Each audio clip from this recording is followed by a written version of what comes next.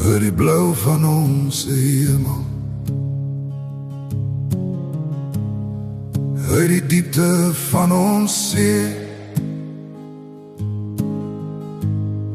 hoor ons ewige gebergtes waar die kraan se antwoord gee. Deur ons ver verlate vlaktes, met die kroon van ons wa,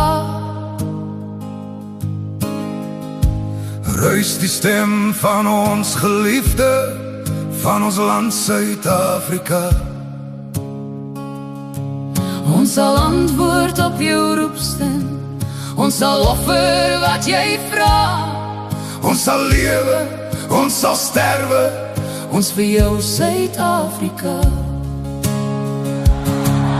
In die merg van ons gebeente, in ons hart en siel en gees, in ons roem op ons verlede, in ons hoop op wat sal wees, in ons wil en werk en wandel, van ons wieg tot aan ons graf. Deel geen ander land ons liefde, trek geen ander trou ons af.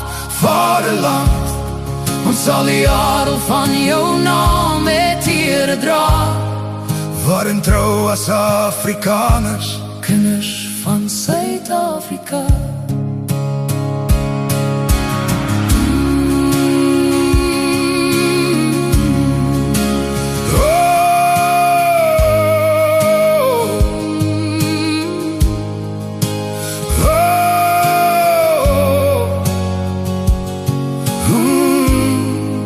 In die sonloed van ons somer, in ons winternachtse kou, in die lente van ons liefde, in die langver van ons rou, by die klink van huweliksklokkies, by die kluitklap op die kus, streel jou stem ons nooit verniet nie.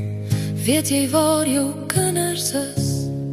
Op jou roep sal ons nooit nee nie, sal ons altyd, altyd ja, om te lewe, om te sterwe, ja, ons kom Suid-Afrika. Op die almag vast vertrouend, het ons Vader gebou, skenk ook ons die krag, o Here, om te handhaaf en te hou, dat die erwe van ons Vader vir ons kennis erwe bly. Knegte van die Allerhoogste, teen die hele wêreld vry.